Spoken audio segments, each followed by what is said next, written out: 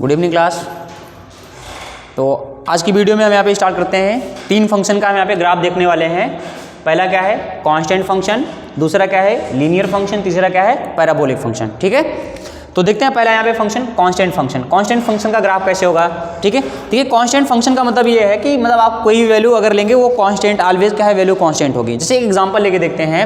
मान लीजिए हमने यहाँ पे एक एग्जांपल ले लिया कांस्टेंट फंक्शन के बारे में।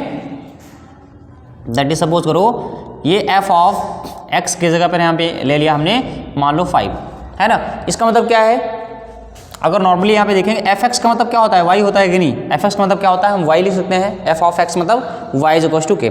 तो अगर हम यहाँ पे वाई इज इक्वल टू ये वाई इज इक्वल टू क्या लिखेंगे यहाँ पे 5 लिख देंगे। क्या लिख देंगे? Y is equal to 5। तो वाई इज इक्वल टू 5 आपने क्लास 10 में पढ़ रखा होगा। X is equal to 5 y is equal to 5। इसका मतलब ग्राफ क्या होता है? अगर वाई इज इक्वल टू 5 लिखा है इसका मतलब क्या है? y इज इक्वल टू 5 मतलब x एक्सिस के पैरेलल है ना। x एक्सिस के पैरेलल एक लाइन का इक्वेशन है ना y इज इक्वल टू 5। नहीं समझ में आ रहा? अगर हम देखो तो देख लेते हैं इसको। अगर हम कोऑर्डिनेट सिस्टम में देखेंगे इक्वेशन ऑफ x एक्सिस, अगर हम बात करते हैं इक्वेशन ऑफ x एक्सिस, चलो उसको भी देख लेते हैं। इक्वेशन ऑफ x एक्सिस, अगर हम x एक्सिस का इक्वेशन देखेंगे तो बताइए x एक्सिस पे y की वैल्यू क्या होती है? 0 होती है कि नहीं। तो अगर हम x एक्सिस पे देखेंगे तो y बराबर क्या हो जाएगा? 0 है ना। तो ये इक्वेशन ऑफ x एक्सिस होता है। अगर हम बात करेंगे इक्वेशन ऑफ y एक्सिस, तो y एक्सिस का इक्वेशन क्या हो जाएगा? y एक्सिस पे क्या है x वैल्यू 0 होती है तो x बराबर क्या हो जाएगा? 0 हो जाएगा।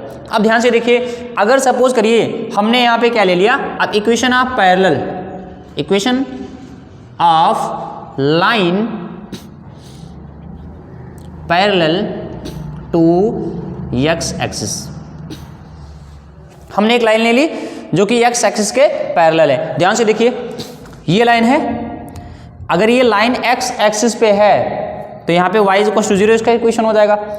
अब ये लाइन अगर पैरेलल हो गई x एक्सिस, तो मान लो हमने यहाँ पे सपोज करो इस लाइन को ऐसे ले लिया है कि नहीं। अब ये लाइन क्या है? x एक्सिस के पैरेलल है। तो अगर x एक्सिस के पैरेलल है तो y बराबर 0 होगा कि y बराबर मतलब कुछ ना कुछ पॉइंट पे होगा ना।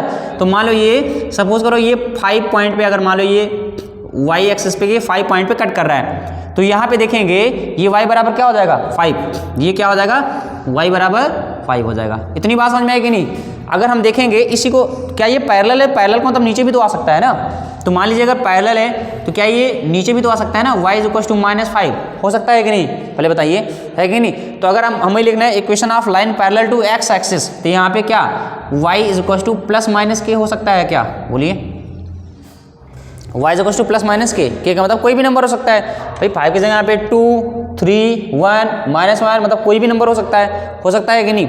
ये हो गया हमारा x एक्सिस के पैरेलल लाइन का इक्वेशन। अगर हम यहीं पे बात करेंगे equation of line, equation of line parallel to y axis, अगर हम y एक्सिस के पैरेलल अगर लाइन का इक्वेशन देखेंगे तो यहाँ पे देखो y एक्सिस के पैरेलल ये y एक्सिस है, दिस इज y एक्सिस।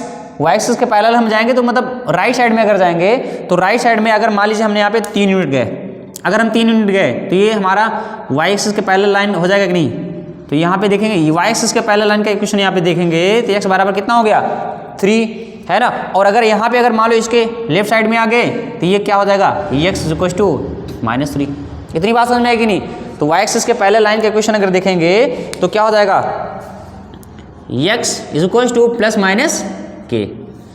क्या इतनी बात समझ में आएगी नहीं? ठीक है, तो ये हमारा हो गया equation of x axis y is equal to 0, equation of y axis x is equal to 0 क्योंकि x एक्सिस पे y की वैल्यू 0 होती है और y एक्सिस पे x की वैल्यू 0 होती है, इसलिए हमने यहाँ पे लिख दिया।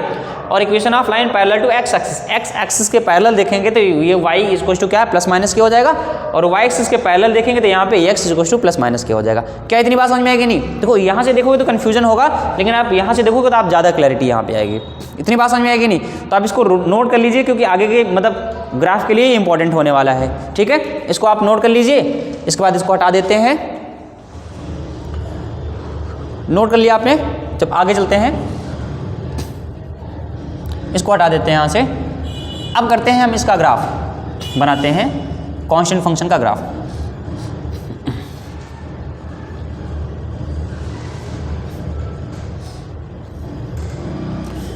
देखिए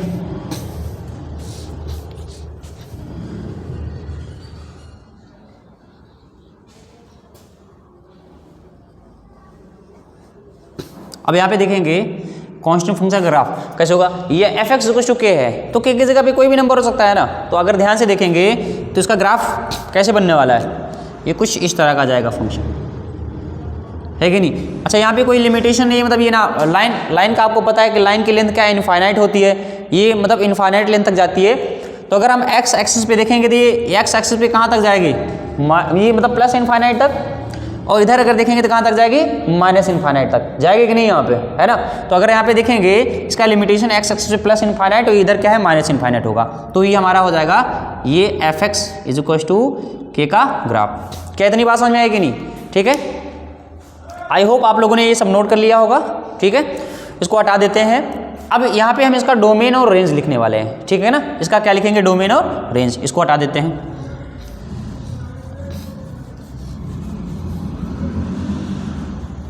और नहीं लिखा होगा आपने तो क्या है कि 10 सेकंड आप पीछे चले जाइएगा तो वहाँ से लिख लीजिएगा, ठीक है ना।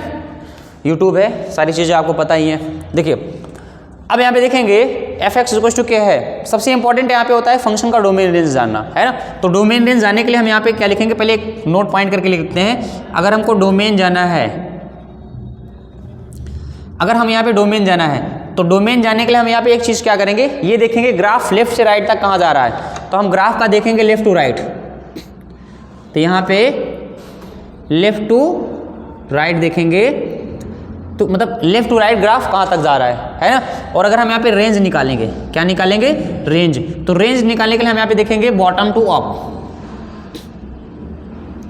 बॉटम टू टॉप या फिर टॉप टू बॉटम, यहाँ पे बॉटम टू टॉप देखेंगे कि मतलब यहाँ पे बॉटम से टॉप तक मतलब कहाँ तक, मतलब ये एक्स एक्सिस पे ग्राफ कहाँ तक जा रहा है, हम यहाँ पे देखेंगे डोमेन के लिए मतलब क्या होता है, एक्स एक्सिस पे ग्राफ कहाँ तक जा रहा है, मतलब लेफ्ट से राइट ये ग्राफ कहाँ तक जा रहा है एक्स एक्सिस पे। और अगर हम रेंज की बात करेंगे तो मतलब वाई एक्सिस पे ग्राफ कहाँ तक जा रहा है, ये हम यहाँ पे रेंज के लिए निकालेंगे, दैट इज ये रेंज हो जाएगा हमारा। इतनी बात समझ में है कि नहीं। तो अब यहाँ पे देखते हैं डोमेन के बारे में डिस्कस करते हैं। तो अगर हम डोमेन की बात करेंगे, डोमेन, तो डोमेन बिलोंग्स टू, अच्छा डोमेन को हम यहाँ पे एक्स से लिखते हैं और रेंज को हम वाई से लिखते हैं, ठीक है ना। तो डोमेन अगर देखेंगे तो डोमेन क्या हो जाएगा इसका, ये देखो लेफ्ट में अगर देखेंगे ये इस तरह से क्या है माइनस इनफाइनाइट तक चला जाएगा, ये कहाँ तक जाएगा माइनस इनफाइनाइट तक, और राइट में देखेंगे तो ये क्या है प्लस इनफाइनाइट तक जाएगा कि नहीं, है कि नहीं। और अगर कोई भी फंक्शन माइनस इनफाइनाइट तक, अगर हम यहाँ पे देखेंगे अगर कोई फंक्शन माइनस इनफाइनाइट से प्लस इनफाइनाइट के बीच जाता है, इसका मतलब इसको हम ऐसे लिख सकते हैं minus infinite two plus infinite. इतनी बात समझ में आएगी नहीं, ठीक है ना। तो हमने कॉन्सेप्ट मतलब यहाँ पे देखो इंटरवल के कॉन्सेप्ट में मतलब एक चीज़ और यहाँ पे सीखेंगे कि अगर कोई फंक्शन माइनस इनफाइनाइट से प्लस इनफाइनाइट है, इसका मतलब माइनस इनफाइनाइट से प्लस इनफाइनाइट के बीच में सारे रियल नंबर कवर हो रहे हैं कि नहीं, यहाँ पे ऑल रियल नंबर कवर हो रहे हैं ना, इसका मतलब हम यहाँ पे डोमेन ये ऐसे लिख सकते हैं, domain belongs to all real number, है ना। तो अगर हम देखेंगे कोई पूछे आपसे बताइए कांस्टेंट फंक्शन का डोमेन क्या होता है, ऑल रियल नंबर होता है, क्या होता है ऑल रियल नंबर। अच्छा इसकी रेंज की बात करते हैं, रेंज क्या होगा, रेंज, अगर हम रेंज में देखेंगे रेंज तो मतलब इसका रेंज, अच्छा ये बिलोंग्स का साइन है, ई नहीं है, नहीं तो कुछ लोग सोचेंगे ई है, बिलोंग्स का साइन होता है ना, मतलब ये बिलोंग करेगा माइनस इनफाइनाइट से प्लस इनफाइनाइट, ठीक है। अब देखो रेंज की बात करेंगे तो रेंज अगर देखेंगे तो क्या इसका रेंज वाई एक्सिस पे एक ही पॉइंट पे है क्या, देखो वाई एक्सिस पे एक ही पॉइंट पे, मतलब देखो यहाँ पे अगर मतलब ऊपर से नीचे तक तो कहीं है नहीं, तो वाई एक्सिस पे एक ही पॉइंट पे ट्रेवल कर रहा है, और वो पॉइंट क्या है बताओ, के ही तो है ना, ये 0, के पे कट कर रहा है ना। जैसे एग्जांपल के लेते हैं 5 अगर ले लिया था हमने, तो अगर ये f x is equal to 5 होता, इसका मतलब ये यहाँ से लेंथ क्या है 5 लेंथ कवर करके गया है ना, बोलो तो ये 0.5 होता कि नहीं। तो अगर हम यहाँ पे देखते वाई एक्सिस पे कहाँ पे कट कर रहा है 5 पे, सेम इसी तरह से हमने यहाँ पे क्या कह दिया ये के पे कट करेगा, क्या करेगा के पे कट करेगा, तो इसका रेंज जो होगा के होगा, क्या होगा इसका रेंज के हो जाएगा। इतनी बात समझ में आएगी नहीं, और के वो वैल्यू होगी जो हम यहाँ पे लेंगे एग्जाम्पल के तौर पे, ठीक है ना। तो अगर हम डोमेन की बात करेंगे तो डोमेन क्या हो गया इसका, that is domain belongs to all real number and range क्या हो जाएगा के हो जाएगा। इतनी बात समझ में आएगी नहीं, तो domain belongs to all real number and range क्या हो जाएगा के, ओके। अब आगे देखते हैं लीनियर फंक्शन का ग्राफ देखते हैं। तो अगर लीनियर फंक्शन की बात करेंगे तो इसका ग्राफ कैसे होगा, लीनियर फंक्शन नॉर्मली क्या होता है, हमने क्या लिखा, f x is equal to x. इसको मतलब हम यहाँ पे ऐसे लिख सकते हैं क्या, y is equal to x. तो मतलब यहाँ पे x की वैल्यू अगर हमने यहाँ पे वन ले लिया, देखो अगर हमने यहाँ पे x की वैल्यू 1 ले लिया तो y की वैल्यू कितनी लेनी पड़ेगी, 1 ही लेनी पड़ेगी। लेके देखते हैं, ये 1 ले लिया, सपोज करो ये 2, ये 3, तो यहाँ पे भी 1, यहाँ पे भी 2 और यहाँ पे भी 3। अगर मान लीजिए यहाँ पे -1 लेंगे, अगर ये -1 मतलब यहाँ पे नंबरिंग कर लेते हैं, -1 हो गया, -2 हो गया और -1 -2, ये तो हमको पता है ना, छोटी क्लास में हमने पढ़ रखा है, 9th क्लास में हम लोग पढ़ते हैं कि कैसे कार्टेशियन एक्सिस पे कैसे हम यहाँ पे ड्रॉ करते हैं, कार्टेशियन प्लेन पे कैसे नंबर्स ड्रॉ करते हैं। ये 0 से राइट साइड में जाएंगे तो पॉजिटिव डायरेक्शन होता है, 0 से लेफ्ट साइड में नेगेटिव डायरेक्शन, और आप अगर जाएंगे तो पॉजिटिव और यहाँ पे डाउन जाएंगे तो नेगेटिव। अब देखो क्या करते हैं, हमने यहाँ पे एक्स की वैल्यू क्या ले ली 1, तो वाई की वैल्यू कितनी आ जाएगी, 1 ही आ गई। तो ये 1 पे वैल्यू कहाँ पे जा रही है, 1 पे, दोनों एक पॉइंट मिला कि नहीं, 1, 1। अब यहाँ पे अगर x की वैल्यू 2 लेंगे तो y की वैल्यू कितनी आ जाएगी, 2 आ जाएगी कि नहीं, पहले बताइए, है ना। अगर x की वैल्यू 3 ले लिया हमने तो y की वैल्यू क्या मिल जाएगी, 3 मिल जाएगी, ठीक है। तो ये 3, 3। सेम इसी तरह से अगर x की वैल्यू -1 लेंगे तो y की वैल्यू क्या मिलेगी, -1, दैट इज -1 यहाँ पे भी आ जाएगा। और x की वैल्यू अगर -2 लेंगे तो y की वैल्यू क्या मिल जाएगी, -2। क्या इतनी सी बात समझ में आएगी नहीं। अगर हम ध्यान से देखेंगे, और अच्छा यहाँ पे एक चीज़ और देखो, अगर x की वैल्यू 0 ले लिया तो y की वैल्यू 0, दैट इज 0, ऑरिजिन है कि नहीं। अब सभी पॉइंट्स को क्या करेंगे, आपस में मिला देंगे तो एक लाइन बनेगी ना, इन सभी पॉइंट्स को आपस में क्या करेंगे, मिला देंगे, है ना। तो ये जो हमारा ग्राफ हो जाएगा, ये y is equal to x या फिर f x is equal to x, ये लीनियर फंक्शन का ग्राफ हो जाएगा। क्या हो जाएगा, लीनियर फंक्शन। तो लीनियर फंक्शन ग्राफ कैसे बनता है, y is equal to x. ये ग्राफ जो है एक स्ट्रेट लाइन होगी जो कि ओरिजिन से पास होके जाती है। इतनी बात समझ में आएगी नहीं, ठीक है। ये हो गया। अब इसका डोमेन रेंज की बात करते हैं। अगर हम बात करेंगे डोमेन, तो डोमेन बिलोंग्स टू, मतलब ये अगर देखेंगे ये -∞ तक जाएगा, ये इस तरह से, यहाँ से देखिए सब लोग, अगर ये ग्राफ देखेंगे तो मतलब -∞ तक जाएगा। x एक्सिस पे देखो, x एक्सिस पे देखो कहाँ तक जा रहा है, ये जाता जाएगा, रुकेगा नहीं, -∞ तक। अगर y एक्सिस पे देखेंगे तो +∞ तक। तो इसका मतलब डोमेन क्या हो जाएगा, -∞ से +∞ के बीच में। और रेंज क्या होगा इसका, सेम ही होगा क्या, है ना। तो रेंज भी क्या है, -∞ से +∞ के बीच। तो हम यहाँ पे कह सकते हैं क्या, डोमेन और रेंज दोनों इसके क्या हो जाएंगे, रियल नंबर हो जाएंगे। क्या हो जाएंगे, रियल नंबर, ठीक है ना। तो डोमेन और रियल मतलब रेंज दोनों क्या हो जाएंगे, real number. Belongs to real number, तो रियल नंबर इसको कर लेते हैं। क्या इतनी बात समझ में आएगी नहीं। डोमेन क्या हो जाएगा इसका, रियल नंबर, और रेंज भी क्या हो जाएगा, रियल नंबर। तो लीनियर फंक्शन का डोमेन रेंज क्या होता है, रियल नंबर होता है। डोमेन हो गया रियल नंबर एंड रेंज जो हो जाएगा रियल नंबर हो जाएगा। इतनी सी बात समझ में आएगी नहीं। अगला देखते हैं, तीसरा फंक्शन पैराबोलिक फंक्शन। कौन सा फंक्शन है, पैराबोलिक। पैराबोलिक फंक्शन में यहाँ पे देखेंगे, अच्छा पैराबोलिक फंक्शन 4 टाइप के होते हैं। पैराबोलिक फंक्शन हमने क्लास 11 में पैराबोला पढ़ा है, 4 केसेस पढ़े हमने पैराबोला के, है ना। और चारों केसेस कौन कौन से होते हैं एक बार देख लेते हैं। एक होता है y² इक्वल टू 4ax, और दूसरा होता है y² इक्वल टू -4x, और तीसरा होता है x² इक्वल टू क्या, 4ay, और चौथा होता है x² इक्वल टू -4ay। इतनी बात समझ में आएगी नहीं।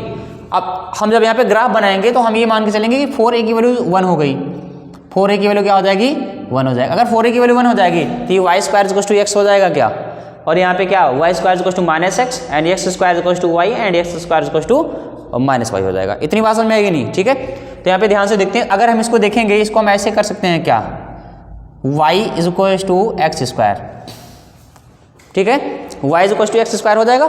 अब अगर y is equal to x² हो जाएगा यहाँ पे, तो कौन सा केस हो जाएगा, थर्ड वाला केस हो जाएगा ना, y is equal to x²।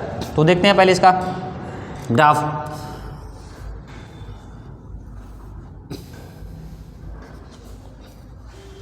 देखो अगर यहाँ पे देखेंगे y is equal to x² का ग्राफ अगर देखेंगे तो ये x² है ना, यहाँ पे स्क्वायर लगा है, तो इसका ग्राफ जो होगा ये इस तरह का कुछ होगा। डायरेक्टली ग्राफ बना देते हैं इसका, ठीक है। ये इसका ग्राफ इस टाइप का होता है, ठीक है ना। मतलब जिस तरह का ग्राफ ये हमारा फर्स्ट क्वाड्रेंट में बनेगा, सेम ऐसा ही ग्राफ हमारा सेकंड क्वाड्रेंट में बनने वाला है। इतनी बात समझ में आएगी नहीं? ये हमारा हो जाएगा क्या, y is equal to x square का ग्राफ। इतनी बात समझ में है ना? अगर मान लीजिए y is equal to minus x square का ग्राफ हम यहाँ पे देखना है, माइनस एक्स स्क्वायर यहाँ पे लगाना है, तो माइनस के लिए क्या होगा, ये हम क्या करेंगे, x एक्सिस के अबाउट इसका हम इमेज ले लेंगे। तो अगर देखेंगे ये ग्राफ हमारा जो हो जाएगा, ये हो जाएगा y is equal to minus x square का। इतनी बात समझ में आएगी नहीं? ये क्या हो गया, y is equal to x square का, ये हो गया y is equal to minus x square का। इतनी बात समझ में आएगी नहीं? तीसरा देखते हैं, अगर हम यहाँ पे लेंगे तो ये हमारा हो जाएगा, एक और होता है, देखो हमने कौन कौन सा कवर किया है, ये हो गया y is equal to x square. तो y is equal to x square यहाँ पे देखेंगे, ये y is equal to x square, ये तीसरा नंबर वाला हो गया कि नहीं? ठीक है, तो x square is equal to, अच्छा इसको हम ऐसे लिख सकते हैं क्या, इस वाले को y is equal to minus x square, हो सकता है कि नहीं बताओ? देखो माइनस से मल्टीप्लाई कर दिया इधर, तो y is equal to minus x square. तो चौथा केस हमने यहाँ पे कवर कर लिया। अब पहला और दूसरा कवर करते हैं, ठीक है? तो पहला दूसरा कवर करेंगे, यहाँ पे क्या हो जाएगा, पहला कवर करने जाएंगे तो यहाँ से हो जाएगा हमारा पहला केस, है ना? ये जो ग्राफ बन जाएगा, ये y square is equal to किसका हो जाएगा, एक्स का, y square is equal to x का ग्राफ हो जाएगा। इतनी बात समझ में आएगी नहीं? देखो y square is equal to 4x वाला, तो मतलब ये पहला वाला केस हो जाएगा। अब दूसरे वाले केस की बात करेंगे, तो यहाँ पे x की जगह पे माइनस एक्स लाना है ना, तो क्या करेंगे, इसी का मिरर इमेज ले लेंगे y एक्सिस के अबाउट, है ना? तो ये हमारा हो जाएगा ग्राफ किसका, y square is equal to minus x का। किसका ग्राफ हो जाएगा, y square is equal to minus x का। क्या इतनी बातें समझ में आएगी नहीं यहाँ पे, है ना? ये साड़ी का किनारा बन गया जैसे, है ना, उस तरह का लग रहा है, देखो। तो ये हमारा हो गया। अब बात करते हैं हमको नॉर्मली मतलब जो मेन हमारा इंपॉर्टेंट वाला, मतलब जनरली जो हमारा यूज में आने वाला है फंक्शन, वो ये वाला आएगा, y is equal to x square. तो पैराबोलिक फंक्शन तो 4 टाइप के होते हैं, लेकिन कौन सा पैराबोलिक, इसको हम अपवर्ड पैराबोलिक बोलते हैं। ये क्या है, ये जो ग्रीन कलर का हम यहाँ पे, सॉरी यहाँ पे जो ब्लू कलर का लिए हैं, इसको हम अपवर्ड पैराबोला बोलेंगे। तो हमें जो जनरली जो देखने को मिलेगा वो अपवर्ड पैराबोला मिलेगा, और ये क्या हो जाएगा, डाउनवर्ड पैराबोला। क्या हो जाएगा, डाउनवर्ड पैराबोला। इतनी बात समझ में आएगी नहीं? ठीक है, अब हम बात कर लेते हैं अपवर्ड पैराबोला की। तो दिख नहीं रहा है क्या, इधर दिख रहा है ना? हाँ ठीक है। अब हम बात करते हैं अपवर्ड पैराबोला। हम जो डोमेन रेंज लिखने वाले हैं ना, वो अपवर्ड पैराबोला के लिखेंगे। तो बताइए डोमेन क्या हो जाएगा यहाँ से। अगर हम देखेंगे इस फंक्शन का डोमेन, तो डोमेन कहाँ से कहाँ तक बिलोंग करेगा, बोलिए। डोमेन देखेंगे तो मतलब अगर देखेंगे एक्स एक्सिस, ये इस तरह से क्या बढ़ता जाएगा ना, ये थोड़ा सा क्या और तिरछा जाना चाहिए, ये इस तरह से तिरछा जाएगा, और यहाँ पे भी क्या है, तिरछा ऐसे चला जाएगा, है ना? तो अगर देखेंगे डोमेन का अगर बात करेंगे, तो मतलब ये इस तरह से देखो, ये एक्स एक्सिस पे कहाँ तक जा रहा है, ये देखो ग्राफ जो है एक्स एक्सिस पे इस तरह से क्या है, माइनस इनफाइनाइट तक चला जाएगा। अगर हम वाई एक्सिस पे देखेंगे तो ग्राफ कहाँ तक जाएगा, प्लस इनफाइनाइट तक। इसीलिए इसका डोमेन जो होगा ये आल रियल नंबर। अच्छा, ये अब बच्चों वाला हम गेम खत्म करते हैं ना, ये बार बार लिखेंगे माइनस इनफाइनाइट से प्लस इनफाइनाइट, माइनस इनफाइनाइट से प्लस इनफाइनाइट, डायरेक्टली थोक भाव में लिखते हैं ना यहाँ पे आल रियल नंबर, है कि नहीं? हमें पता है जब माइनस इनफाइनाइट से प्लस इनफाइनाइट जा रहा है तो मतलब आल रियल नंबर हो जाएगा। तो ये डोमेन बिलोंग करता है आल रियल नंबर पे। क्या हो जाएगा, आल रियल नंबर, है ना? अब बात करेंगे रेंज की, बात करेंगे तो रेंज कहाँ से कहाँ तक जाएगा बताइए। रेंज में थोड़ा सा लॉजिक, आपकी बार रेंज चेंज हो गया। रेंज में क्या इसके नेगेटिव नंबर आ रहा है क्या? हम किसकी बात कर रहे हैं, इस फंक्शन की बात कर रहे हैं हम, जो हमने यहाँ पे नंबरिंग की y is equal to x square, y is equal to x square का डोमेन रेंज निकाल रहे हैं। तो यहाँ पे देखेंगे तो रेंज कहाँ से कहाँ तक होगा बताइए। 0 से, हाँ 0 से इनफाइनाइट। तो 0 को इंक्लूड करेंगे कि एक्सक्लूड? अगर इंक्लूड करना है, किसी को इंक्लूड करना है तो क्लोज ब्रैकेट लगाएंगे ना, है ना? अगर इसको एक्सक्लूड करना होता तो ओपन ब्रैकेट। अभी देखिए डोमेन रेंज में आपका यूज हो जा रहा है ना? तो इसका मतलब यहाँ पे क्लोज लगेगा, मतलब 0 को लेना है। और 0 से कहाँ तक जाएंगे, 0 से प्लस इनफाइनाइट। अच्छा, इनफाइनाइट पे हम यहाँ पे ओपन लगाते हैं, क्लोज, ओपन।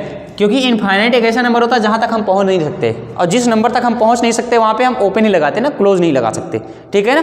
इनफाइनाइट हमको पता नहीं मतलब कि इनफाइनाइट की वैल्यू क्या होती है क्या नहीं, ये हमें पता है कि इनफाइनाइट एक नंबर होता है, बड़ा नंबर होता है जहाँ तक हम कभी नहीं पहुँच सकते, ठीक है। तो अगर हम बात करेंगे इसके डोमेन रेंज की, तो डोमेन क्या हो जाएगा, पैराबोलिक फंक्शन का डोमेन क्या है, all real number, and range क्या हो गया यहाँ पे 0 से क्या हो जाएगा 0 से इनफाइनाइट तक। इतनी बात समझ में आएगी नहीं। अच्छा कुछ लोग ऐसे भी लिखते हैं, that is x belongs to all real number and y belongs to 0 to infinite, और ऐसे लिख देते हैं y is greater than equal to 0। कर सकते हैं कि नहीं, बिल्कुल कर सकते हैं, ठीक है। तो इसको भी लिख दिया। तो इस वाली वीडियो में हमने यहाँ पे 3 बेसिक ग्राफ देखे। पहला कांस्टेंट फंक्शन का ग्राफ कैसे होगा, दूसरा लीनियर फंक्शन का ग्राफ कैसे होगा, तीसरा पैराबोलिक फंक्शन का ग्राफ कैसे होगा। ओके, आई होप आपको ये वीडियो समझ में आए होंगे। तो आप लोग नोट डाउन कर लीजिए, स्क्रीनशॉट वगैरह ले लीजिए, और इस तरह से क्या है ग्राफ की वीडियोज़ को एंजॉय करते रहिए। Okay, so thank you class.